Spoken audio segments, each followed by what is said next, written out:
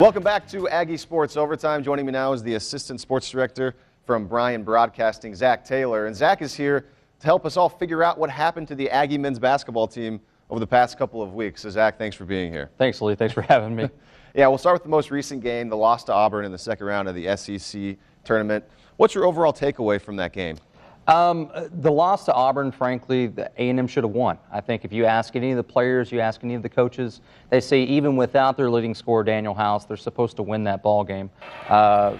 They were outplayed. I think they were outcoached. Just all the way around, I think Auburn would just play better, frankly, and just did better than Texas A&M, I think, expected them to. You know, A&M had a 10-point lead at the half. And it's kind of like deja vu all over again because that's how they ended up the season against Alabama. But as opposed to Alabama, they actually were fighting back and made that a close game in the end. Could have won it in the end.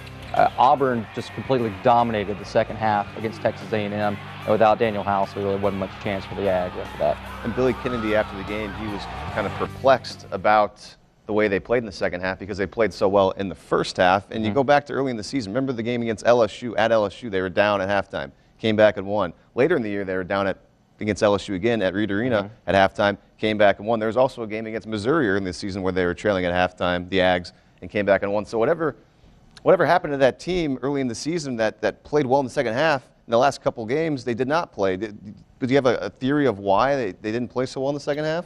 Yeah, I got two words, Daniel House. That's pretty much what it was from what I can understand. You know, Daniel House was there for those comeback wins. He was not there early on in the season whenever they were in Puerto Rico. And they had a couple of games where they almost came back and won. I know New Mexico, I think they came back and won that one after being down for half.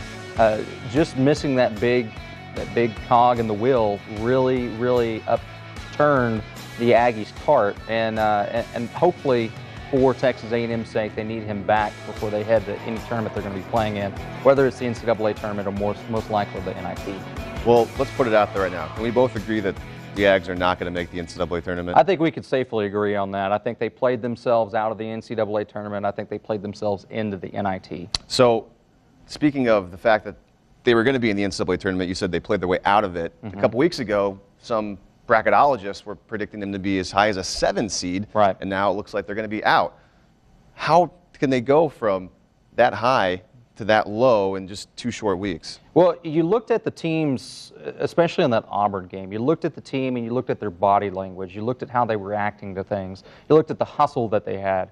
And granted, Alex Caruso has been feeling under the weather. Peyton Allen's been feeling under the weather the past couple of weeks.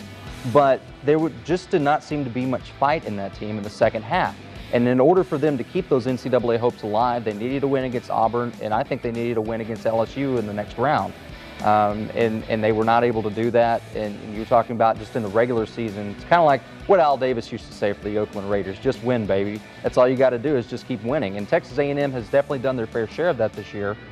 They've won games that they were supposed to, but in the end, they didn't win the games that they needed to get in the NCAA tournament. And they just made it so hard on themselves down the stretch because they had games that they should have won, as you've talked about before. But it also sounds like Daniel House's name keeps coming up as a big reason why, the health of him and the reason he didn't play so well. So even though it's the end of the season and it's not looking so great for the Texas A&M Aggies, this has been the best season for the Aggies since Billy Kennedy has been the head coach, but it's tough to get excited about that because of the way things have kind of ended.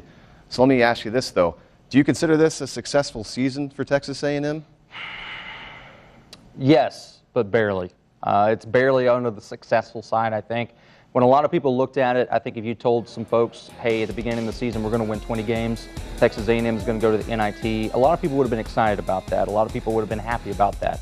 But the way that it ended, when so many people had gotten their hopes up, expecting an NCAA tournament team, first time in 6 years that was going to happen, or 4 years, I apologize, that was going to happen, and it just didn't shake out that way. You know, when you look over at some other teams, especially teams within the state, you see Baylor, you see Texas, who will more than likely be in the NCAA tournament. They may end up in the NIT.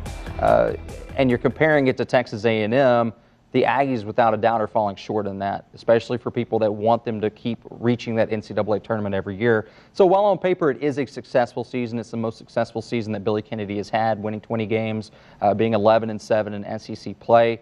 I think a lot of people would tell you the ending, without a doubt, was a disappointment.